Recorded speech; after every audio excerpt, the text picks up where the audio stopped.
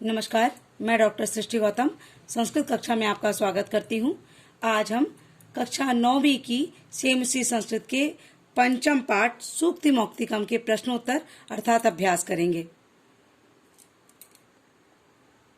जिन छात्रों ने 5 पाठ नहीं पढ़ा है वो मेरा पिछला वीडियो देखकर 5 पाठ को पढ़ लें, क्योंकि प्रश्नोत्तर करने से पूर्व पाठ को पढ़ लेने से प्रश्नोत्तर करना आसान एवं उन्हें याद करना भी सरल हो जाता है। तो प्रश्नोत्तर प्रारंभ करते हैं। पंचम पाठ सूक्त मौक्तिकम। पहला प्रश्न है, एक पदेन उत्तरम लिखत। एक पद में, इन प्रश्नों का उत्तर एक पद में देना है।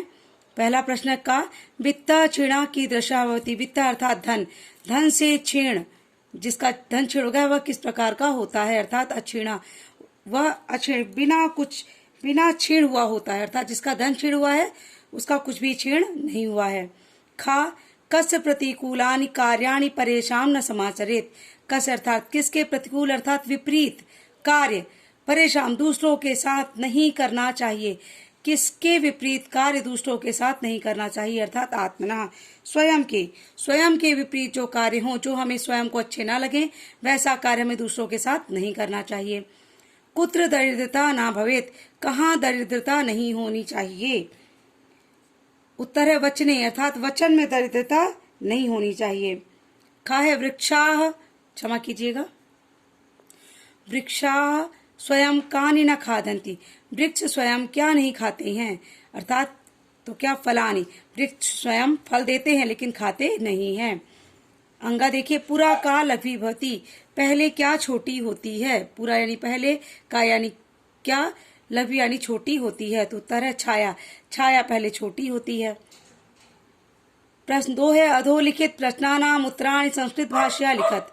अधोलिखित प्रश्नों के उत्तर संस्कृत भाषा में लिखने हैं, अर्थात जो प्रश्न हैं उनके उत्तर हमें पूर्ण वाक्य में देने हैं। मैंने पहले भी बताया है पिछले वीडियो में कि जब भी प्रश्न पूर्ण वाक्य में देने हों तो उन प्रश्नों में प्रश्नवाचक शब्द को ढूंढ लेना चाहिए। उसी के अनुसार हम छोटा सा उत्तर लिख देंगे, बाकी प्रश्न को उतार देंगे। तो पहला प्रश्न देखिए, यत्नेन किम रक्षेत वित्तम वृत्तम वा।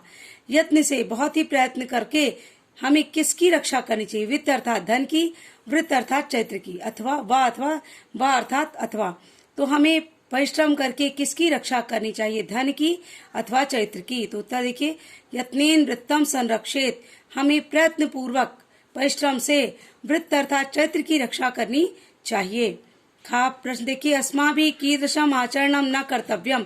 हमें किस प्रकार का आचरण नहीं करना चाहिए। अथवा अस्माभिः किम न समाचरेत, अथवा हम लोगों को क्या नहीं करना चाहिए।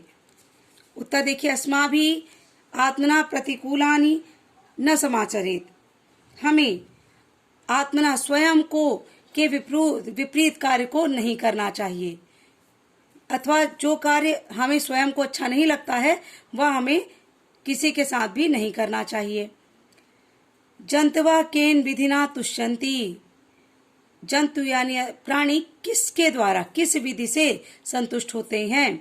उत्तर है जंतवा। इसमें देखिए प्रश्नवाचक शब्द क्या है, केन है। तो केन की जगह हम उसी बस पूरा प्रश्न उतार के जंतवा प्रिय वाक्य प्रदानेन तुष्यन्ति। जो जंतु हैं, प्राणी हैं, वो प्रिय वाक्य, प्रिय बोलने से ही संतुष्ट हो जाते हैं। घाव प्रश्न देखिए, सज्जनानां मैत्री कीदृशी भवति। इसमें देखिए कीदृशी प्रश्नवाचक है। सज्जनों की मैत्री किस प्रकार की होती है। तो उत्तर देखिए, सज्जनानां मैत्री दिनस्य पूर्वार्धेव। दिन के पूर्व, क्षमा कीजिए, परार्ध एव। दिन के परार्ध यानी दोपहर के बाद को परार्ध कहते हैं। परार्ध के समान आरंभे लघ्वी, पहले छोटी होती है, पश्चात च गुरुवी होती और बाद में बड़ी हो जाती है। अंगा देखिए प्रश्न, सरोवराणाम हानि कदा भवति। सरोवर की हानि कब होती है। उत्तर है यदा हंसा। यहाँ पे प्रश्नवाचक शब्द है कदा। तो यदा हंसा तान परित्यज्य अन्यत्र गच्छन्ति। यदा अर्थात जब हंस, तान अर्थात उस सरोवर को छोड़ करके, परित्यज्य अर्थात छोड़ करके अन्यत्र चले जाते हैं, तब सरोवर की हानि होती है। प्रश्न नंबर 3 देखेंगे। का स्तंभे, ये जो का स्तंभ है, विशेषणानि, ये विशेषण शब्द हैं। खा स्तंभे विशेष्याणि, ये विशेष्य हैं, ये विशेषण है, ये विशेष्य हैं, दिए गए हैं। इनको यथोचितम योजयत, इनको सही मिलान करना है। तो का देखिए आस्वादित हो या मीठे जल से युक्त कौन होती है, अर्थात नद्यः। गुणयुक्त, गुणयुक्त कौन होना चाहिए, भले दरिद्र हो लेकिन गुणयुक्त हो, तो दरिद्रः। दिनस्य पूर्वार्ध भिन्नः, दिन के पूर्व के समान किसकी होती है, तो देखिए खला नाम। दिन के पूर्वार्ध की तरह कैसी होती है, खला नाम। और दिनस्य परार्ध भिन्नः, दिन के दोपहर के बाद जैसी किसकी मित्रता होती है, सज्जनों की। तो ये उत्तर है, आप इसका स्क्रीनशॉट ले सकते हैं तो आसानी से लिख पाएंगे। प्रश्न नंबर 4 देखिए, अधो लिखते हो श्लोकद्वयो आस्यम हिंदी भाषा आंग्ल भाषा व लिखत। अधोलिखित ये जो 2 श्लोक हैं का और खा, इन श्लोकों के अर्थ हिंदी भाषा अथवा आंग्ल भाषा में अर्थात इंग्लिश में लिखना है। तो देखिए पहला श्लोक क्या है, आरंभ गुरवी क्षैणी क्रमेण लग्भि पुरा वृद्ध मति च पश्चात दिनस्य पूर्वार्ध परार्ध भिन्ना छाये विमैत्री कल सज्जनानाम। इसका अर्थ देखिए, दुर्जन और सज्जनों की मित्रता दिन के पूर्वार्ध अथवा परार्ध, पूर्वार्ध तथा परार्ध अर्थात दोपहर पूर्व तथा दोपहर पश्चात, पूर्वार्ध यानी दोपहर के पहले और परार्ध यानी दोपहर के बाद की छाया की भांति अलग अलग स्थिति वाली होती है। दुर्जन की मित्रता तो मध्याह्न तक व्याप्त छाया के समान होती है, जो आरंभ में बड़ी घनी तथा उत्तरोत्तर क्रम से क्षीण कम होती जाती है और अंत में समाप्त हो जाती है। जबकि सज्जनों की मित्रता मध्याह्न के पश्चात की छाया के समान होती है, जो आरंभ में कम लघ्वी तथा क्रमशः उत्तरोत्तर बढ़ती जाती है। यही दोनों की मित्रता में भेद है।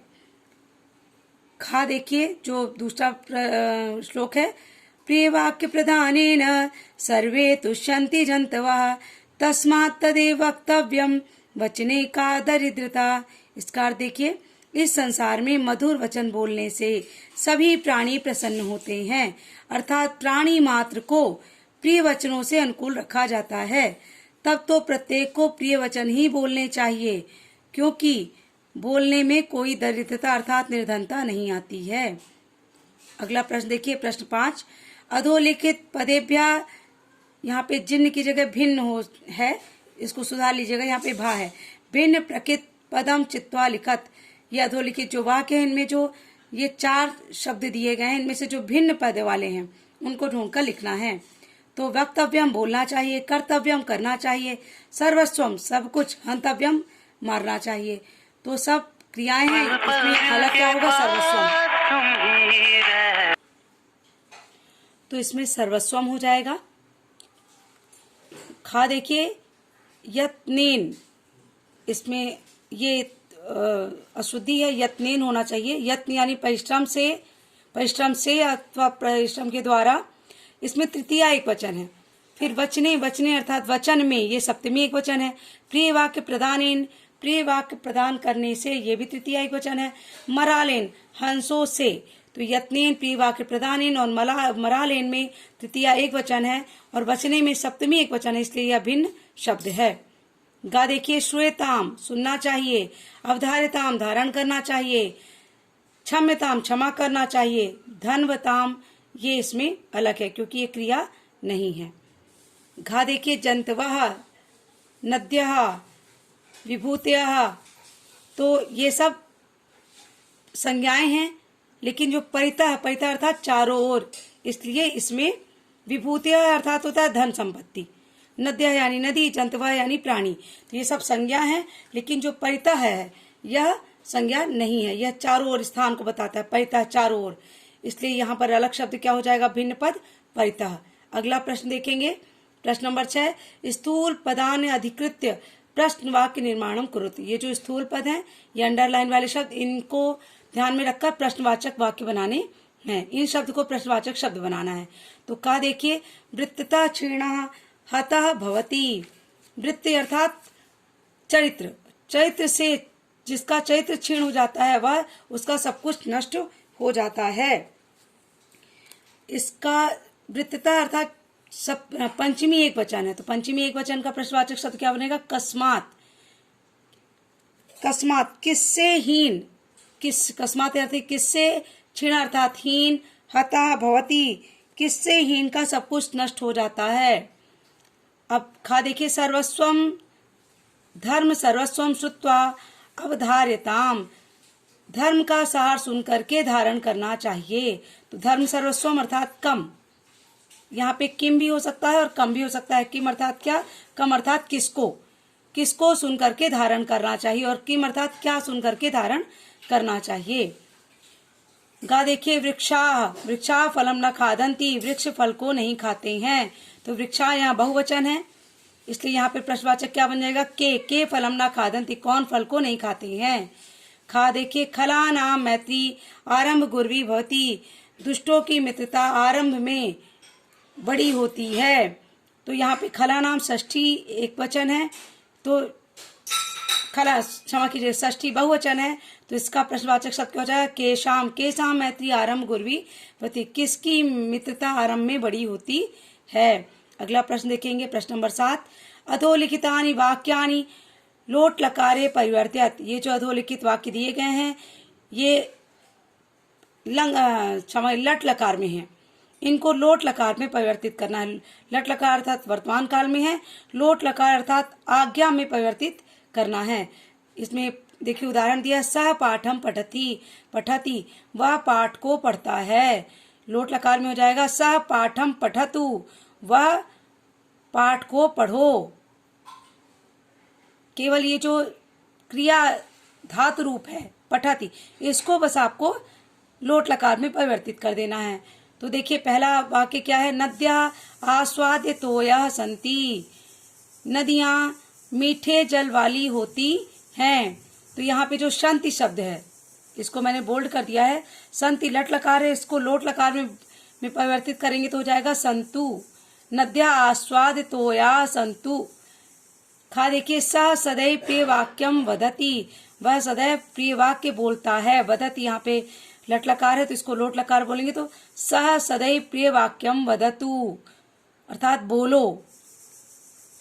त्वम परेशान प्रतिकूलानि न समाचरसि, समाचरसि यहाँ पे लट लकार है तो इसका लोट लकार क्या हो जाएगा, त्वम परेशान प्रतिकूलानि न समाचर। कहा देखिए ते वृत्तम यत्ने संरक्षन्ति, वे वृत्तम अर्थात चैत्र को यत्न से संरक्षित करते हैं। तो ये लट लकार है बहुवचन, इसका लोट लकार संरक्षन्तु, ते वृत्तम यत्ने संरक्षन्तु, वे चैत्र को यत्न पूर्वक संरक्षण करें, ये आज्ञा दे रहा है संरक्षण करें। अहम परोपकाराय कार्यम करोमि, मैं परोपकार के लिए कार्य करोमि अर्थात करता हूँ, लट लकार है, इसका लोट लकार होगा अहम परोपकाराय कार्यम करवाणी,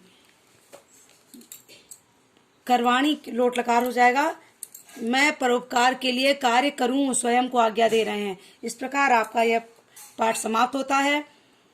अगर आपको यह वीडियो पसंद आया हो तो प्लीज़ मेरे वीडियो को लाइक करें, शेयर करें व मेरे चैनल को सब्सक्राइब करें ताकि आगे आने वाले वीडियो आपको निर्बाध रूप से प्राप्त हो सके। धन्यवाद।